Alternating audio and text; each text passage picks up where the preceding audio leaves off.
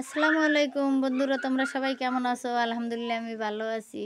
তোমরা দেখো যে কিভাবে আমি রাবার জয়েন্ট করি, সেলোয়ারে লাগাই। তোমরা এই টিপসটি ফলো করতে পারো। ভালো লাগলে একটা লাইক সাবস্ক্রাইব করে রাখো চ্যানেলটি।